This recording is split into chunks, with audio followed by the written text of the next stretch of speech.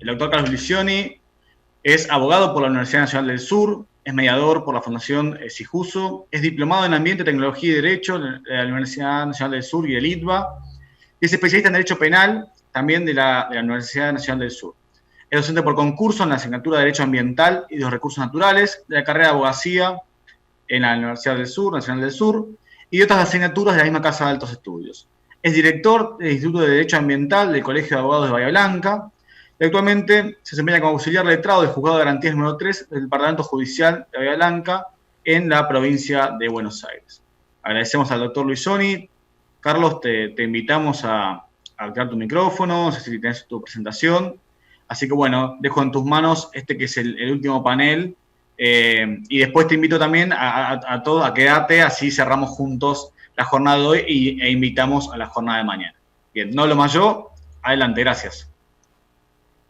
Bueno, buen día a todas, a todos, muchas gracias por el espacio, agradecimiento muy especial a la gente del CEPIA, por la invitación, por permitirme compartir el panel con las dos expositoras que me precedieron, que la verdad que veo que estamos en sintonía, y por supuesto a todo el público que son los grandes protagonistas y quienes hacen de estos encuentros algo fructífero.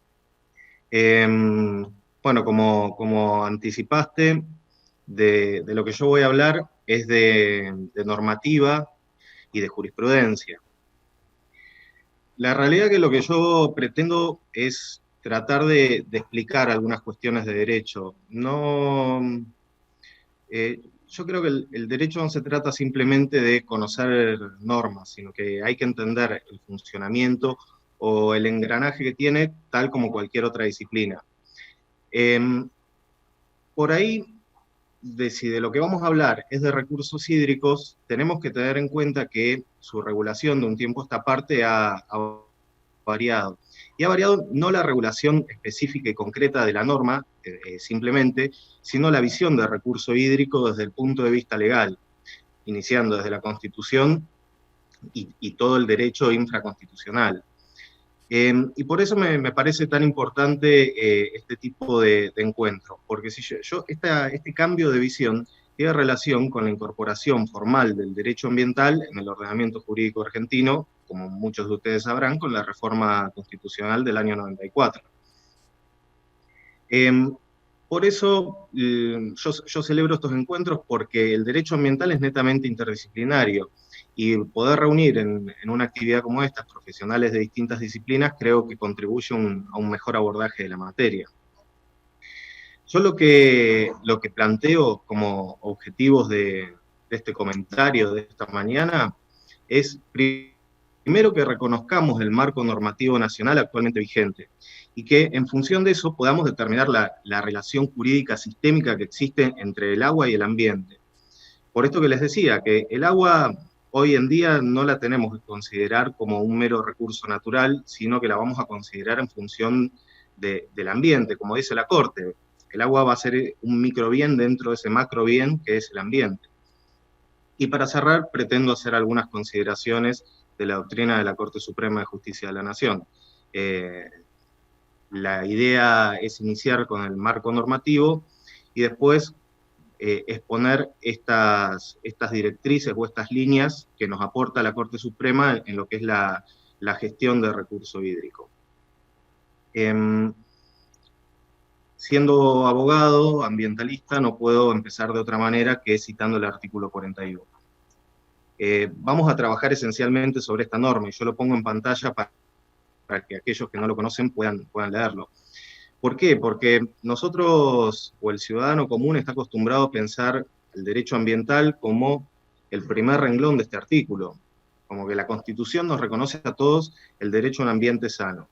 Pero la realidad es que la Constitución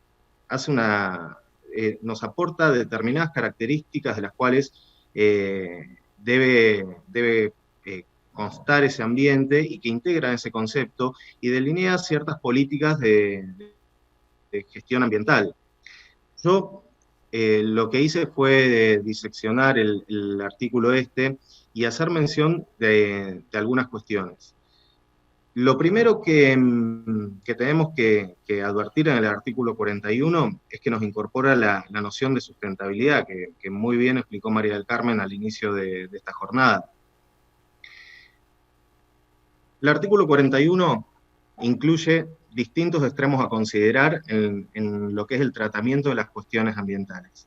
Liminarmente nos da esta noción de sustentabilidad, porque nos dice que además de ser sano y apto, debe ser equilibrado. Y lo importante desde el punto de vista constitucional es que esto que decía María del Carmen, que la sustentabilidad procura un equilibrio entre los tres pilares fundamentales, el económico, el social y el ambiental. Y eso, desde el punto de vista legal, implica armonizar el derecho ambiental con los restantes derechos constitucionales que tenemos y que, por supuesto, son de suma importancia: el derecho a trabajar, ejercer toda industria lícita, etcétera, etcétera. Esta armonía de intereses constitucionales que hay es solo el inicio del análisis de la cuestión ambiental, porque una de las cosas más importantes que establece el artículo 41 es que el ambiente no es simplemente un derecho. El artículo 41 nos dice que todos tenemos derecho a gozar de un ambiente sano, pero además tenemos el deber de preservarlo.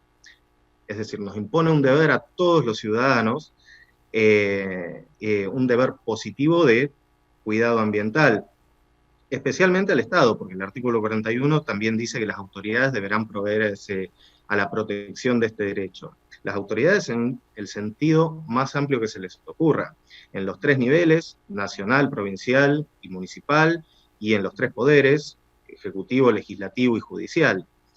¿Qué les quiero decir? Que esta carga, por llamarlo de alguna manera, nos incumbe a todos, tanto a los particulares como al Estado. Y además, bueno, la Constitución, el artículo 41 de la Constitución nos hace alusión a la utilización racional de recursos naturales y a la preservación del patrimonio natural, cultural y de la diversidad biológica, con lo cual nos está dando ciertas directrices en cuanto a cómo debemos gestionar el ambiente. La Constitución, ustedes tienen que saber que, si bien es la norma suprema de los estados, se limita a recoger las líneas principales sobre las cuales se va a estructurar todo el ordenamiento jurídico. El ordenamiento jurídico es, de alguna manera, un instrumento de control social que lo que hace es permitir la vida en relación, ordena las relaciones entre particulares y el Estado. Y la Constitución lo encabeza. Pero por debajo de la Constitución hay todo un plexo de normas que, a medida que descienden, van especificándose. Y con la cuestión ambiental, ¿cuál es el tema?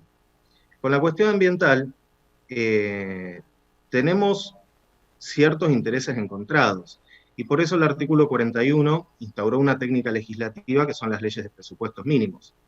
Las leyes de presupuestos mínimos van a tener incidencia en el tema del agua, y ahora lo vamos a desarrollar. No perdamos de vista que si la Constitución nos ordena una utilización racional o una preservación que implica la introducción del principio conservacionista, si la Constitución nos ordena esa forma de gestión, lo hace respecto de todos aquellos recursos naturales que integran el ambiente, entre ellos el agua.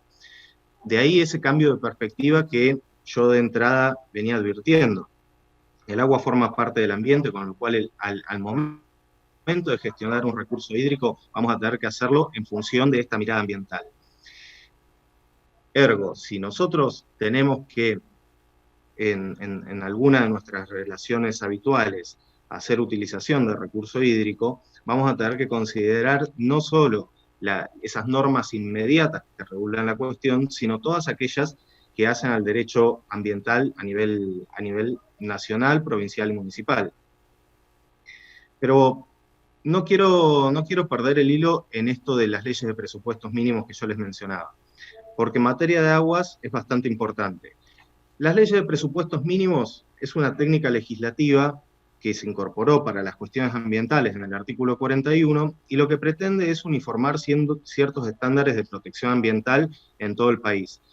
Las leyes de presupuestos mínimos pueden llegar a chocar con algunas cuestiones provinciales. ¿Por qué? El artículo 41 nos establece esta facultad de la Nación de establecer estos pisos, estos mínimos de regulación ambiental, y nos dice que las provincias pueden complementar esa regulación. Pero lo que no debemos olvidar es que, de acuerdo a la propia Constitución, el artículo 124 les atribuye a las provincias el dominio de sus recursos naturales, con lo cual las leyes de presupuestos mínimos nunca van a poder alterar las jurisdicciones provinciales. Y esto puede llegar a generar ciertas tensiones. ¿Por qué? Porque estando tan íntimamente relacionado el ambiente con los recursos naturales, si la nación regula estándares de protección ambiental, muy probablemente eso afecte la libre disponibilidad de sus recursos que tienen las provincias.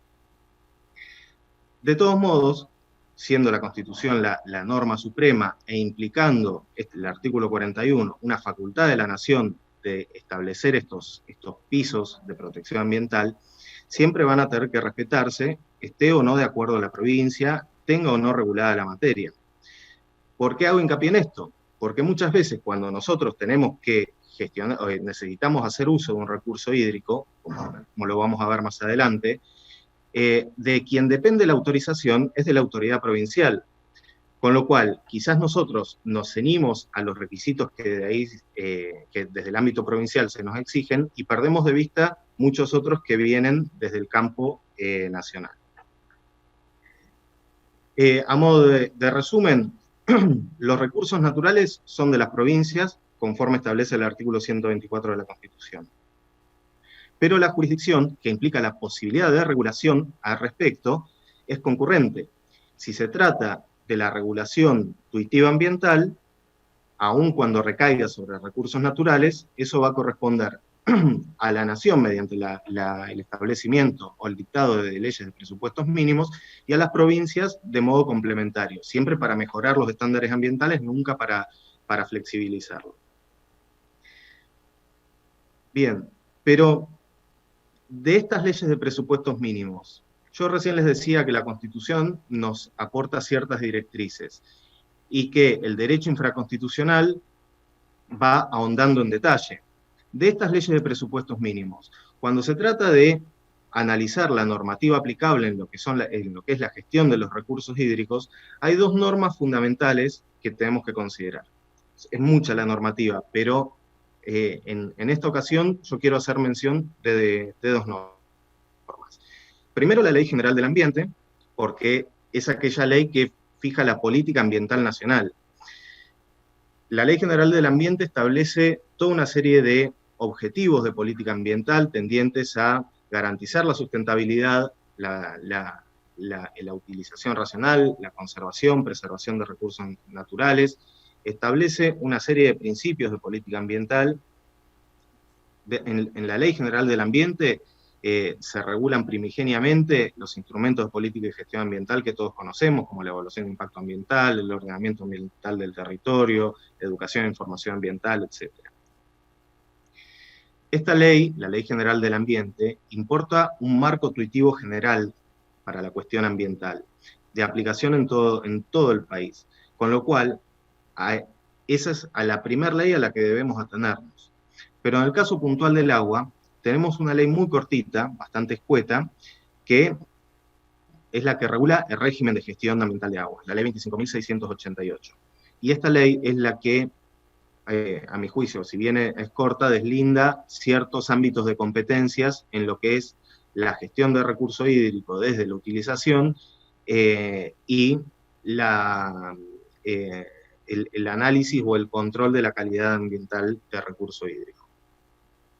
Pero bueno, lo que no tenemos que olvidarnos, que dentro del derecho infraconstitucional hay un librito bastante importante que es el Código Civil y Comercial de la Nación. ¿Y por qué es tan importante? Porque ese código es el que regula las relaciones entre los particulares y ciertas relaciones entre los particulares y el Estado. Y el Código Civil, que lo que nos establece expresamente, es que cualquiera sea la jurisdicción en la que se ejerzan los derechos en relación a los bienes, a las cosas, entre las cuales están los recursos hídricos, tiene que respetarse la normativa referente sobre presupuestos mínimos que resulte aplicable al bien de que se trate, en este caso, al agua.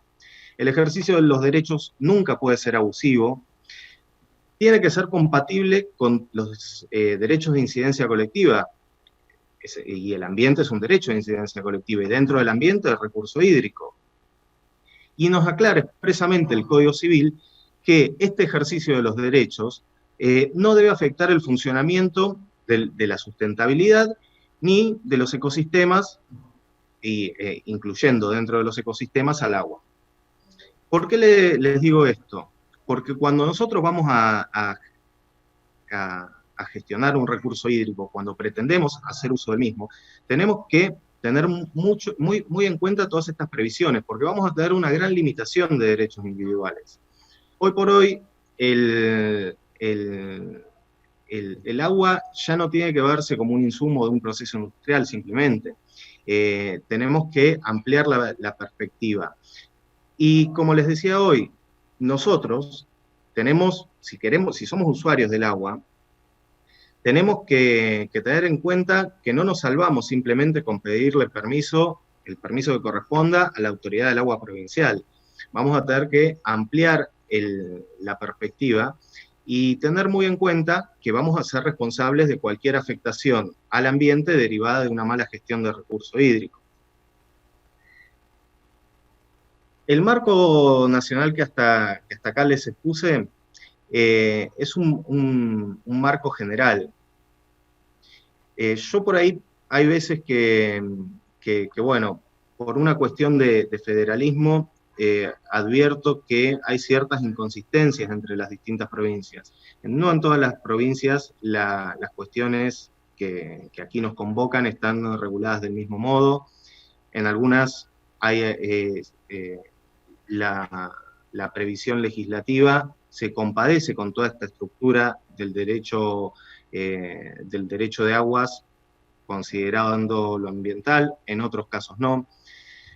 Pero más allá de que a nivel provincial no se pueda o no se siga esta visión sistémica ambiental, cada uno de nosotros como usuarios somos responsables, cada uno de nosotros tenemos este deber de tutela ambiental que deriva del artículo 41. Con lo cual, ante el acaecimiento de un eventual daño ambiental por un mal uso del agua, no vamos a poder excusarnos en el cumplimiento de la normativa provincial.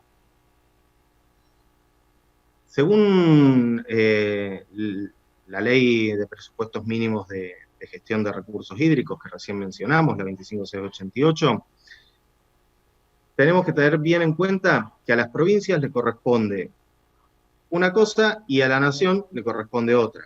Como les decía recién, si yo pretendo en mi predio tomar aguas, efectuar un embalse, yo de eso debería pedirle permiso a la autoridad provincial. Por ahí soy consciente que en muchos casos, o al menos en la zona donde vivo yo por ahí no soy abogado, no técnico, y además vivo en Bahía Blanca.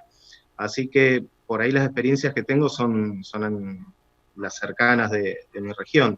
Y yo veo que la verdad que no se piden demasiados permisos a la autoridad del agua, y mucho menos a la autoridad ambiental. ¿Qué es lo que yo advierto en muchas situaciones? Yo veo que se encuentran escindidas la cuestión de gestión de recurso hídrico de la cuestión ambiental. Por ahí en algunas provincias yo he visto que cuando se pide un permiso de uso de agua, el mismo organismo nacional le da intervención al organismo ambiental. Pero la realidad es que tanto la autoridad del agua en general depende de un área del Estado, supongamos de un Ministerio de Infraestructura acá en Provincia de Buenos Aires, y la autoridad ambiental va por otro carril. Es como que están divididas, a punto tal que yo hay veces que veo manuales de buenas prácticas en los que, si está considerada la cuestión ambiental, está separada de el análisis del uso del agua. Y el uso del agua yo creo que, como les decía, por ahí no tenemos que limitarnos a esto de un uso meramente racional, como si fuese un insumo. Yo creo que nadie va a abrir la bomba y va a dejar saliendo el agua. El problema es que de una mala gestión de recurso hídrico pueden derivar una multiplicidad de afectaciones ambientales, de todo tipo. Y el alcance de esas afectaciones ambientales muchas veces no lo consideramos.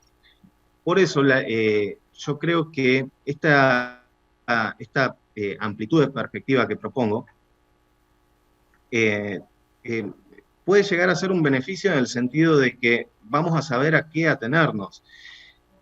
La ley 25688 hace especial hincapié en las cuencas hídricas. Algo se mencionó hoy sobre cuencas hídricas. ¿Por qué? Porque la cuenca hídrica es una unidad de gestión, y no es una unidad de gestión para la ley, simplemente de recurso hídrico. Está asociada a todo el ecosistema del cual forma parte. Con lo cual, los impactos ambientales que pueden haber no necesariamente van a repercutir en el recurso agua, sino en el suelo, en el territorio, en toda la biota que lo integra.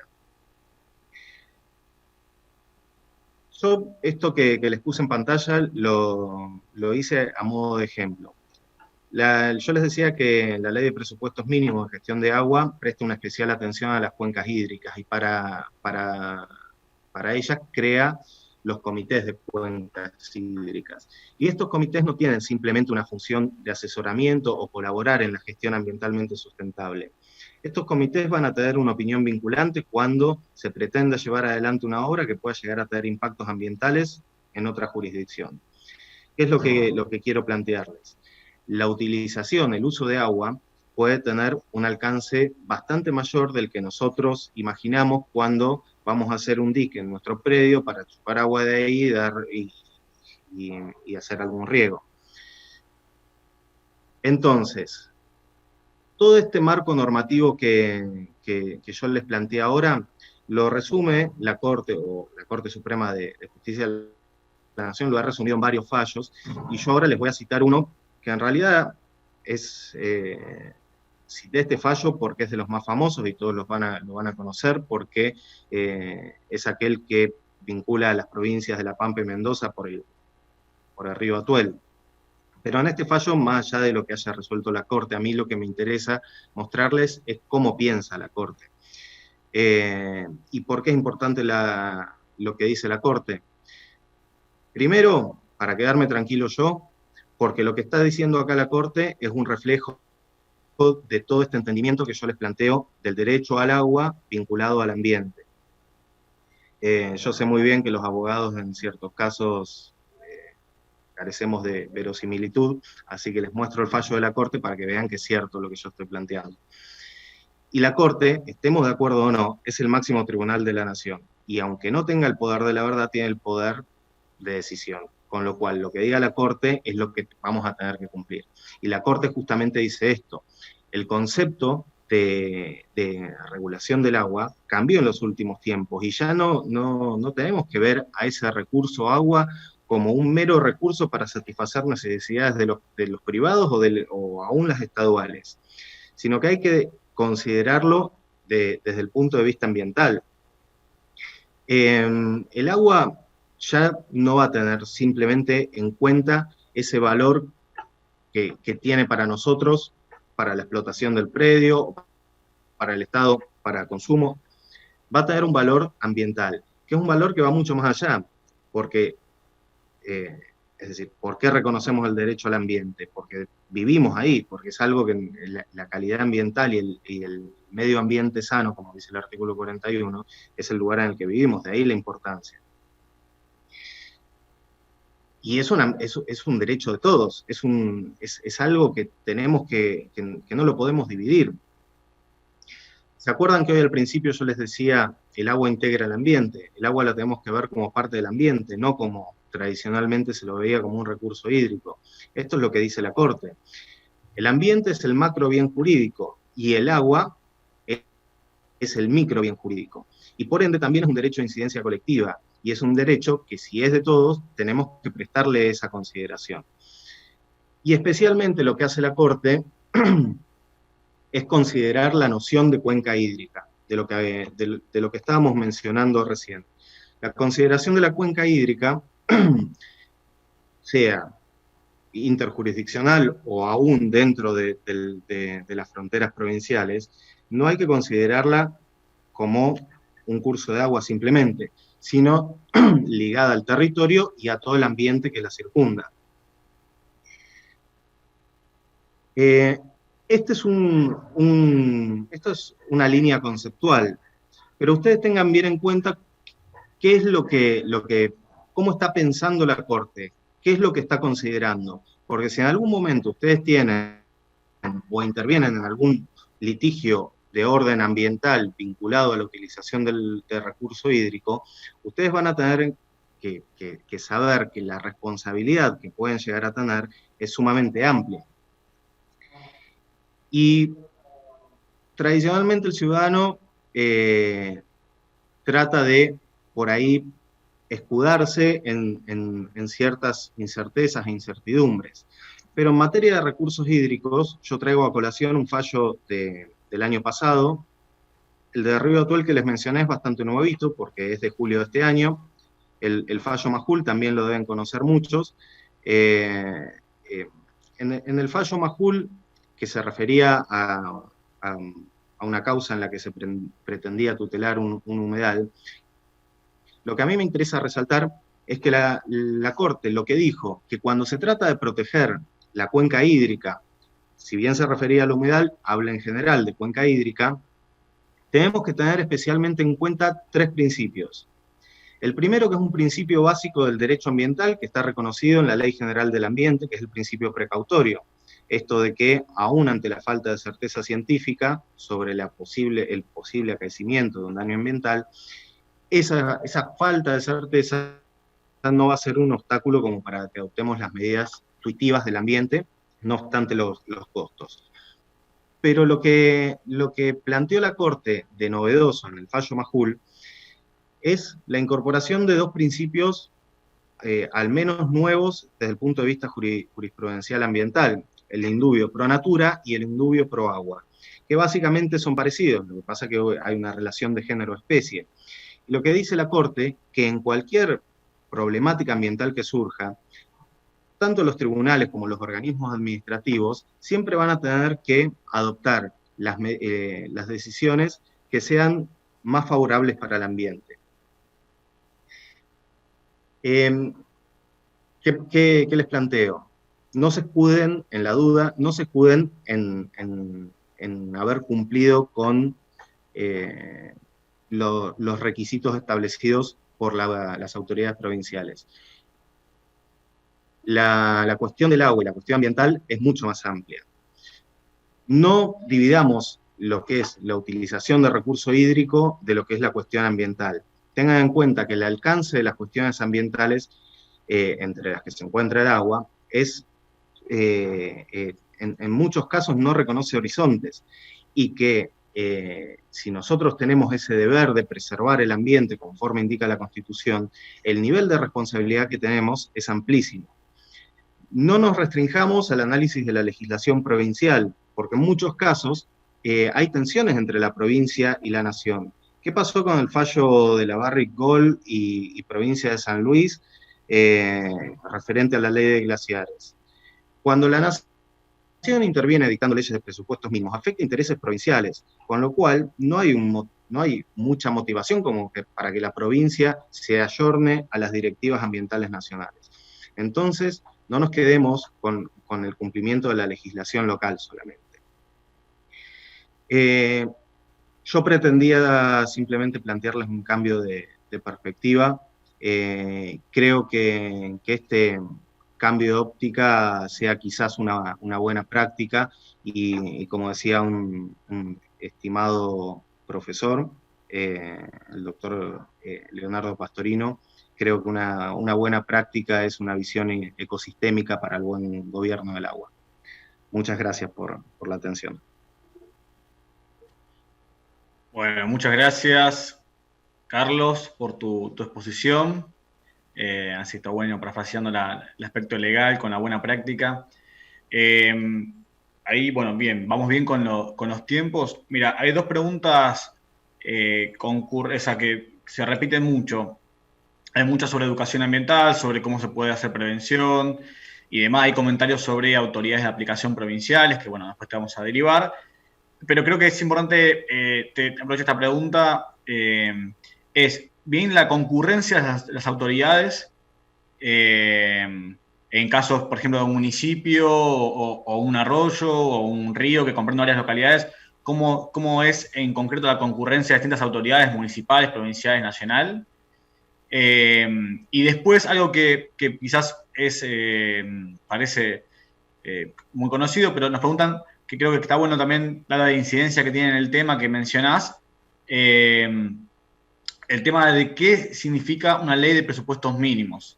Si es que tiene un presupuesto monetario, si es que fija un presupuesto, pero digamos, esas dos cosas creo que para que queden bien, cómo las concurrencias de autoridades y lo que implica una ley de presupuestos mínimos y qué es. Bien, no, empezamos por el final y me disculpo si fui muy rápido con el tema ese. Las leyes de presupuestos mínimos, ¿por qué surgen? Lo primero que tenemos que saber nosotros es qué tipo de Estado tenemos. Nosotros tenemos un Estado federal en el que las provincias son estados preexistentes a la nación. Cuando se creó la nación, se unieron, delegaron funciones en un Estado nacional para que pueda funcionar, pero se reservaron otras facultades. Y el dominio de los recursos naturales es provincial. Entonces, con las leyes de presupuestos mínimos, que nacieron en la reforma constitucional del año 94, se entiende que hubo una nueva delegación de facultades de las provincias en la nación para que regule los aspectos ambientales. Presupuestos mínimos se refiere no a una cuestión económica, sino a una cuestión de fijar estándares mínimos de protección ambiental.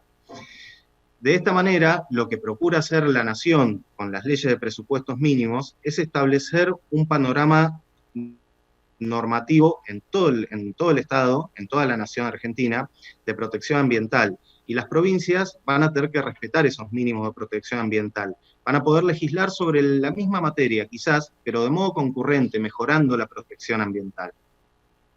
Antiguamente, antes del año 94, cuando no existían las leyes de presupuestos mínimos y la nación quería uniformar criterios en todo el país, ¿qué es lo que hacía? Recurría a leyes de adhesión.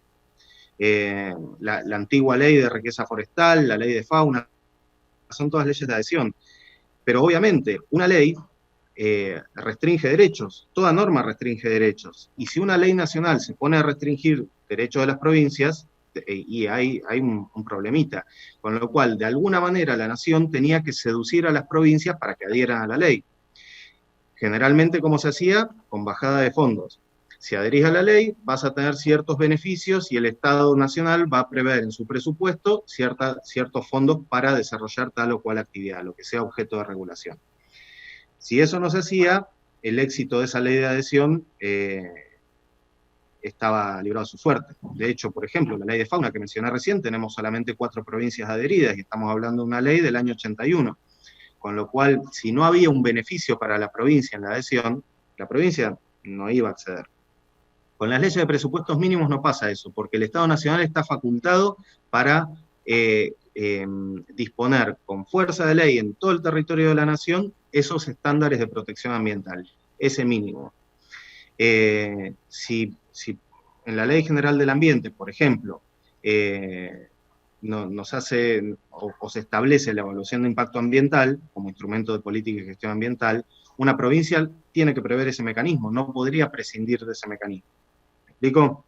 Esa por ahí es el modo de funcionamiento de las leyes de presupuestos mínimos. Y ahora, en relación a la primera pregunta, en lo atinente al uso del agua, que aquí nos interesa, por ahí los municipios no tienen una gran incidencia, sino más bien las provincias. Las provincias y la nación. Ahí está la gran distribución de competencias. La provincia va a regular todo lo atinente a la utilización del agua. Elevación de aguas subterráneas, desvíos superficiales, todo lo que implique un uso del agua lo va a regular la provincia. Ahora, lo atinente a la calidad, a la protección ambiental, a la sustentabilidad, eso es resorte de la nación. La nación va a poder regular esos aspectos. Lo que pasa que, obviamente, son cuestiones tan cercanas de una vinculación tan estrecha, que una va a tener incidencia sobre la otra y viceversa. Un mal uso del agua va a tener una repercusión sobre la calidad, quizás. Porque la provincia, supongamos, la provincia es quien autoriza el vertido de efluentes en un curso de agua. Bueno, bárbaro, pero eso afecta la calidad del recurso hídrico. Y por ahí en una provincia se autoriza un determinado uso y el agua corre y el agua sigue y puede tener una afectación a otra provincia. Por eso yo planteaba este magno alcance. Y cuando se trata de cuencas interjurisdiccionales, no solo hay que considerar a la provincia y a la nación, sino a los comités de cuencas, que justamente deben velar o colaborar en esta tarea tuitiva ambiental. No sé si fui claro. Perfecto, Carlos. Sí, yo creo que fuiste claro. Y bueno, también vamos a derivarte las preguntas que quedaron pendientes. Y bueno, de este modo estaríamos dando cierre, cumpliendo con los plazos establecidos, con la temática. La verdad que agradecerles nuevamente desde el Consejo, a María del Carmen, a Carolina, a Carlos. Creo que nos llevamos muchos mensajes desde qué tema está en la agenda internacional y también hay acciones locales, desde todos los aspectos a considerar, desde el abordaje, el espacio local, temporal, la ampliar la mirada que mencionaba Carolina, todo el marco normativo que un poco, pobre Carlos, cuando lo convocábamos desde el punto de vista legal, le decíamos, bueno, por favor traducí esto. Bueno, yo le decía, bueno, un agrónomo, voy a Bahía Blanca y decime por dónde empiezo a mirar el marco normativo. Así que también, Carlos, agradezco tu claridad, la calidad de todos. Quizás en tu caso, por explicarnos conceptos quizás un poquito más lejanos a la parte agronómica, pero con tanta claridad. Así que bueno, había muchas preguntas sobre las grabaciones también. Sepan que unos días va a estar todo disponible este seminario por medio de nuestra página web. Y sepan que mañana continuamos con el seminario también de 9 a 11 de la mañana, presentando 4 experiencias concretas sobre buenas prácticas en gestión de este recurso, de distintas dinámicas, distintos sistemas, distintas provincias. Va a ser también un carácter federal y también, dado que había muchos comentarios de colegas de alimentos, un panel referido a calidad de agua y alimentos. Así que bueno, de este modo y acompañado por todos ustedes, muchas gracias nuevamente. Gracias a nuestras autoridades también por habernos acompañado. Fer, yo te veo, no sé si nos están viendo todos, yo por lo menos veo tu cámara. Gracias y bueno, los esperamos mañana también por este medio a las 9 de la mañana. Fer, no sé si querés decirnos algo más. No, simplemente que estamos mañana y bueno, muchísimas gracias a los expositores. Como dije al comienzo, íbamos a aprender mucho y esto efectivamente fue así, con visiones multidisciplinarias que me parece que, como decía, nos enriquece a cada uno desde su lugar. Así que gracias y los esperamos mañana.